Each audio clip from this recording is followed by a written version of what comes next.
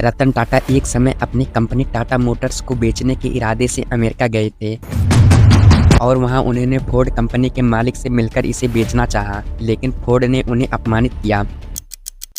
Ratan Tata sir 4 बार शादी करने के करीब आए, लेकिन कुछ कारणों से शादी नहीं कर सके। रतन टाटा के उत्तराधिकारी के दावेदार उनके सौतेले भाई नोएल टाटा होंगे।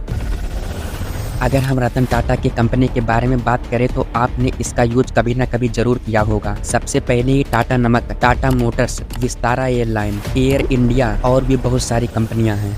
रतन टाटा नाम किसी पहचान के मोहताज नहीं है। भारत के दिग्गज उद्योगपति रतन टाटा सर का बुधवार को रात निधन हो गया। मुंबई के अस्पताल में उन्होंने 86 साल की उम्र में अंतिम सांस ली। रतन टाटा की शख्सियत देखे तो वह सिर्फ एक बिजनेसमैन ही नहीं, बल्कि एक सादगी से भरे नेक और दरिया दिल इंसान, लोगों के लिए आदर्श और प्रेरणा स्रोत भी थे। वो साल 1991 से 2012 तक टाटा ग्रुप के चेयरमैन रहे और इस दौरान उन्होंने बिजनेस सेक्टर में कई कीर्तिमान स्थापित करते हुए देश के सबसे पुराने कारोबार घरानों में से एक टाटा समूह को बुलंदियों तक पहुंचाया। उन्होंने टाटा को इंटरनेशनल ब्रांड भी बना दिया। और रतन टाटा सर के लिए कमेंट बॉक्स में कुछ न कुछ जरूर लिखिए जो आपके दिल में हो। रतन टाटा एक समय अपनी कंपनी टाटा मोटर्स को बेचने के इरादे से अमेरिका गए थे। दरअसल टाटा मोटर्स भले ही आज ऑटोमोबाइल सेक्टर में देश दुनिया की बड़ी कंपनी है, लेकिन साल 1999 में टाटा मोटर्स के तत्कालीन सर्वे सर्वा रतन टाटा अपनी स्वदेशी कार टाटा इंडिका को अच्छा रिस्पांस न मिलने से दुखी हो गए थे और उन्होंने टाटा मोटर्स को बेचने का फैसला लिया था। इसके लिए वह अमेरिका जाकर फोर्ड मोटर के चेयरमैन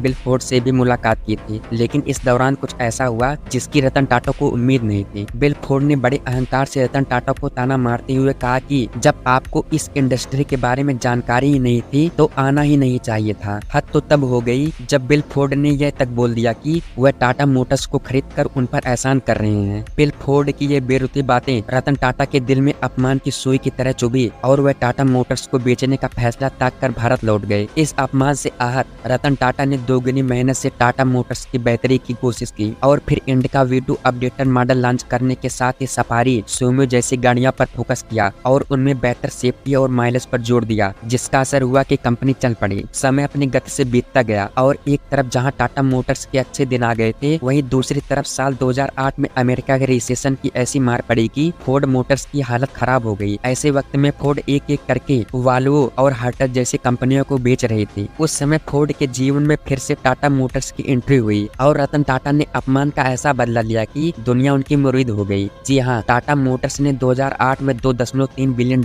में फोर्ड की luxury company Jaguar land rover को खरीद लिया। आज JLR देश दुनिया में हर साल हजारों लाखों गाड़ियां बेचते हैं। रतन टाटा ने आज तक शादी ही नहीं की। वह 4 बार शादी करने के करीब आए, लेकिन बहुत सारे कारणों से शादी नहीं कर सके। उन्होंने एक बार शादी करने के लिए ठान लिया था, लेकिन जब वो लॉस एंजलिस में काम कर रहे थे तब एक समय ऐसा आया जब उन्हें प्यार हो गया। लेकिन 1962 के भारत चीन युद्ध के कारण लड़की के माता पिता उसे भारत भेजने के विरोध में थे। इसके बाद उन्होंने कभी शादी ही नहीं की। रतन टाटा सर को जानवरों, खास तौर पर स्ट्रीट डॉग से खास लगाव था। रतन टाटा सर ने ताज होटल में सख्त आदेश दिया था कि सड़क वाले कुत्ते को कोई भी भगाएगा नहीं, चाहे वे अंदर ही न सोएं।